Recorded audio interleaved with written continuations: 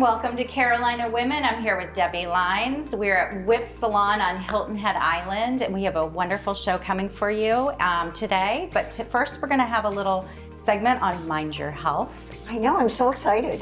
What are we talking about today, Debi? Well, okay, today we're going to talk about the difference between a big emotion and psychological issues. So we've known each other for a long time. We've been happy, we've been sad, but having sadness is very different than being depressed. And one of the things that I talk about all the time is there is no concrete language around psychological or mental health. There is with physical health. You know, if you have a cold or an allergy. We're going to talk to Kathy Ulmer about allergies today, and we all have a consistent language. Okay. It's different when you talk about mental health. So as a psychologist, I'll have people come in and say, you know what, I think I have depression.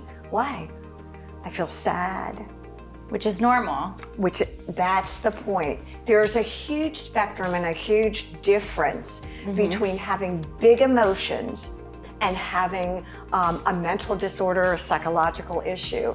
So I encourage people to really examine, step back. Sometimes when I'm sad, this is all I can see is my sadness, right?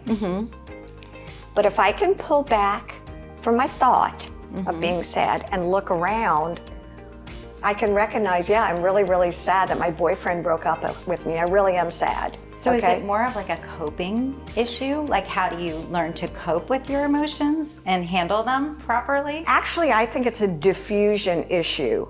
My thoughts, feelings, and beliefs, okay, may or may not be accurate. Okay. Right? They're just thoughts. They're just feelings, right? And they're just beliefs. It is possible that I can be sad, and it makes sense when I broke up with my boyfriend or he broke up with me. Right. Right? But it's not who I am. It doesn't have to define me. Or cripple me. Or cripple me. Interesting. Right? It's like you reframe the whole way you look at it. That's exactly right. And I think it's okay to experience those kinds of emotions. Okay, if my boyfriend breaks up with me, I'm gonna be sad. Now, when does it become a problem, though, where you are actually depressed? And I think depression looks like this. It looks like more hopelessness.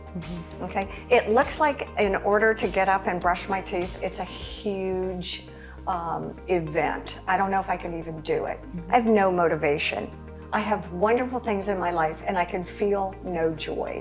That's when we start to look at, is this actually depression and not just a giant emotion? What do you do about that? And is that a disorder or is that a whole nother Depends. It depends. You can have a chemical depression where your brain short circuits or power surges. Okay, that's a medical issue.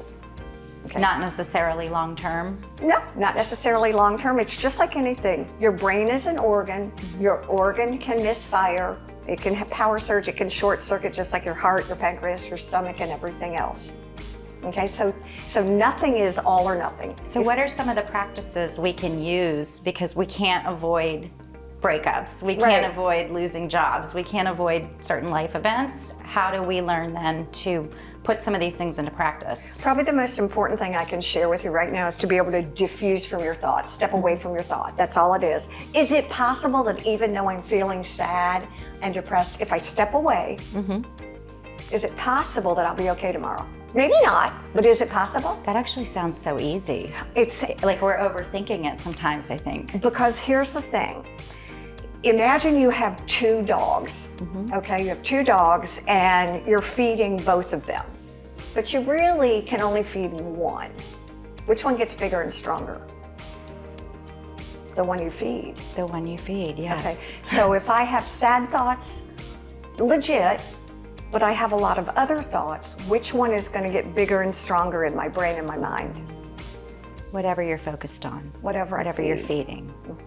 And so there again, if I can step away from it, just step away and say, is it possible that I'm really sad? Yes, I am, but I'm going to go for a walk on the beach.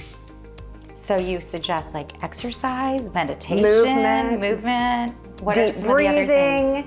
A gratefulness practice. I recommend number one, use your senses. What do I put a wintergreen lifesaver in your mouth? What do I taste? What do I feel? What do I smell right now in that moment? Wow, thank you so much, Debbie, for bringing us some great ways to handle our emotions. Stay with us, there's more to come on Carolina Women.